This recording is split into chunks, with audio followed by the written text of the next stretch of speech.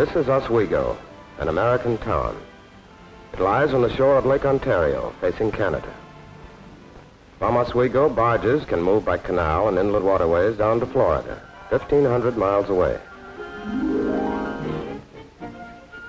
It looks like a lot of other American towns. There's one main street.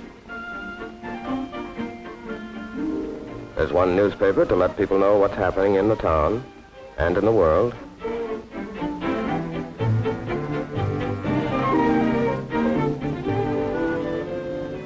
There's a courthouse to see that justice is done.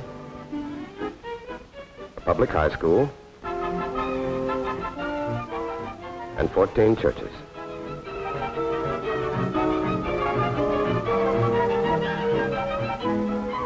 It's a peaceful town. Shade trees and quiet parks. But not so long ago, it was Indian territory, hunting grounds of the Iroquois, whose 5 nations are still celebrated in the names of the streets.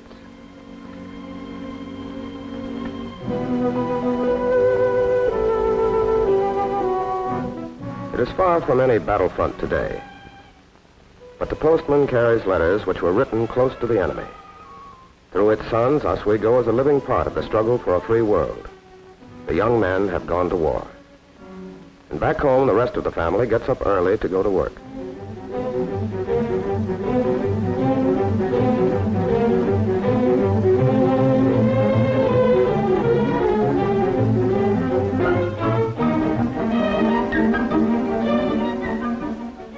Mrs. Sunke has 3 sons in the service.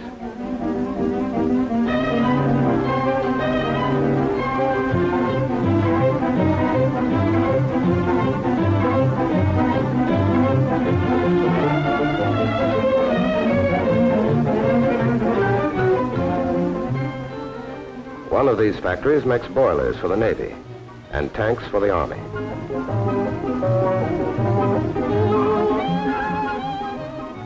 It turns out 2 tanks a day. Not many, but it turns them out every day of the year.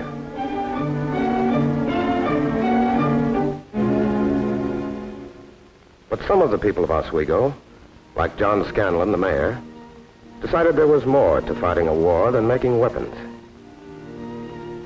When President Roosevelt proclaimed United Nations Day, Mayor Scanlon called a meeting to discuss a growing idea.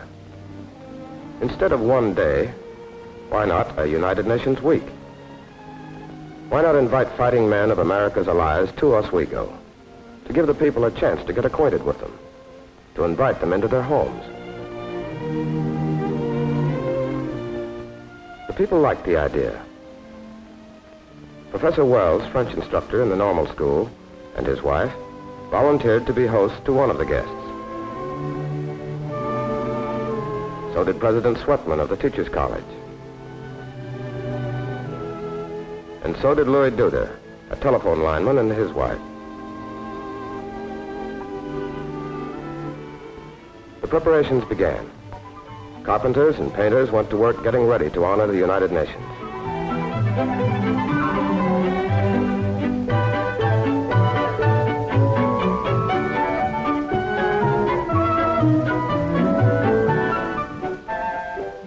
Oswego began to take on an international look. At last, everything was ready. The first day began with a parade, led by American soldiers from a nearby camp.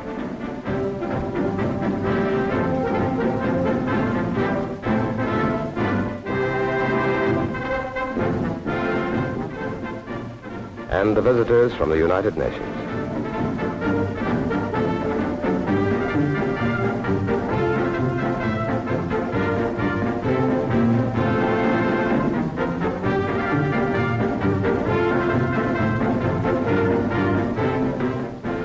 One American town honoring the fighting men of all the free peoples united in a common cause. When the review was over, the men were besieged for their autographs. Martin Broughton, Norwegian. Charles Trublin, Belgian. John Parks, Canadian. Andrzej Misłakowski, Pole. Jean Deluche, Frenchman. Alf Einung, Norwegian.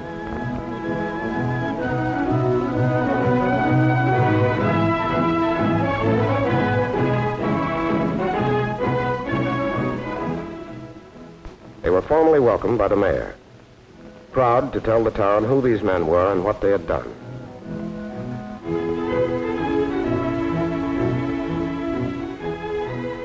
A pledge was made, written for the occasion by the people of Oswego themselves. As people of a united city, we pledge to sustain the democratic way of life against all tyranny.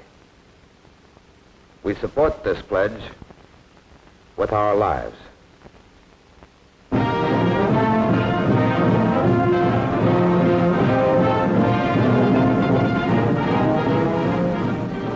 The formalities were over.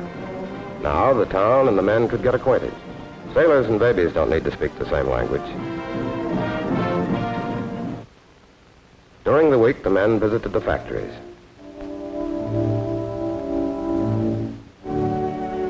Lieutenant Burroughs and Squadron Leader Parks gave the workers first-hand accounts of what their weapons had done. It was good to hear such things. Good to feel they were all working and fighting together with such men as these. And have a chance to exchange experiences.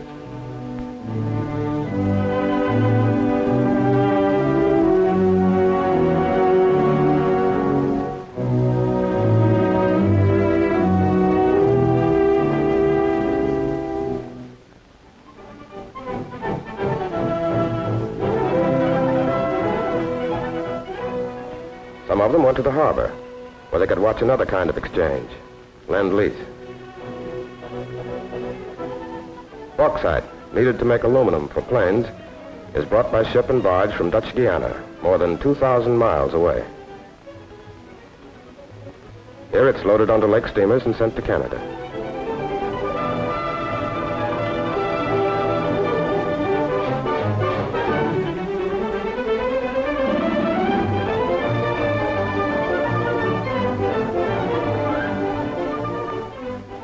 At the next pier, a Canadian ship brings in a cargo of newsprint for America's press.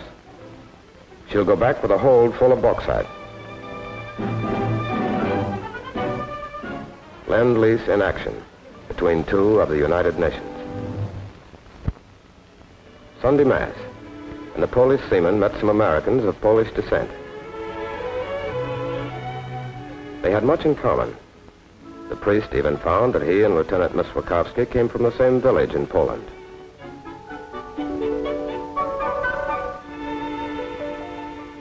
Alf Einung stayed at the Sweatmans, and he and Elizabeth spent Sunday on bicycles. Alf had thought all Americans drove automobiles. He hadn't heard about gasoline rationing.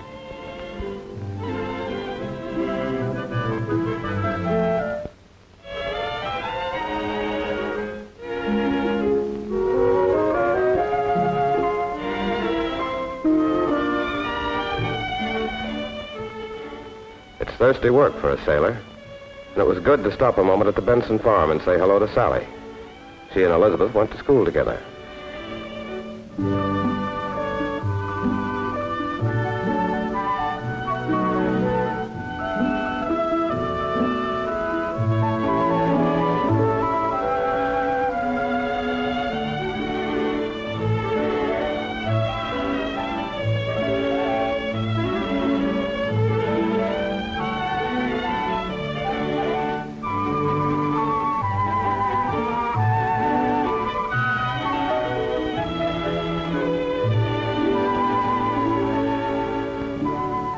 Sunday also meant a swim in the lake.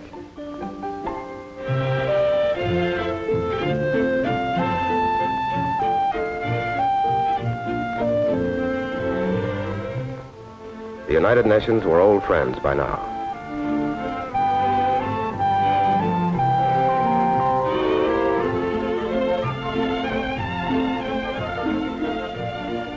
For the big week, a carnival was arranged, with all the trimmings and all the thrills.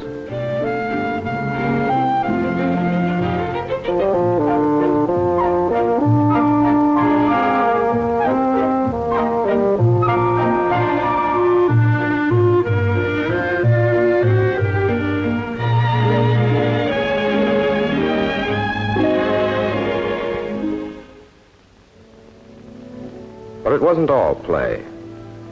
There were simpler things. Just living together day by day. Breakfast in the Duda kitchen and a chance to talk quietly.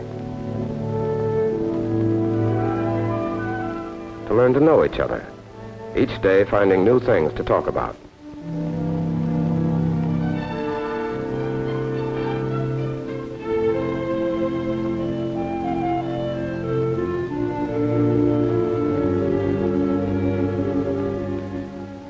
Jean Delouche, as a true Frenchman, could start a little discussion about salad dressings with his hosts.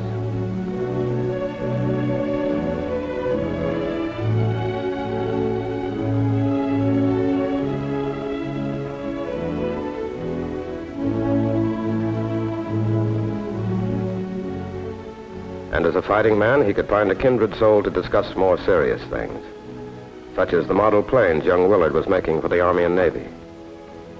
Models to scale to help our airmen identify any plane that flies. He and Jean got together on technical matters.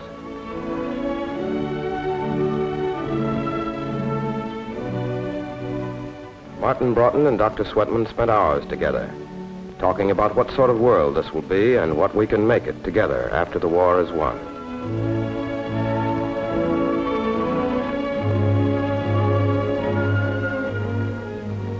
It meant a chance to think and write letters as if you were at home. To be lazy if you felt like it. And wake up to find you had some new friends.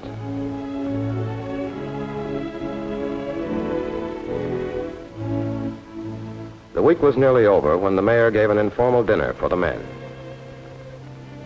They were old friends now, and under the laughter there was a new understanding. Foreign countries no longer seemed strange or distant. Not Britain, Greece, France, and Norway, but Steve, Jean, Alf, and Martin. Friends sitting around a table. Goodbyes were various and fervent, and sad, as all goodbyes are. But they finally had to go. They had to go to make the image of peace and friendliness come true, to finish the war. But as they left, they remembered, and the people of Oswego remembered and better understood their pledge of the United Nations.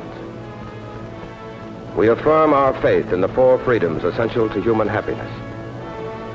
We dedicate ourselves to that collaboration among men and nations that will establish security and lasting peace for all the peoples of the world.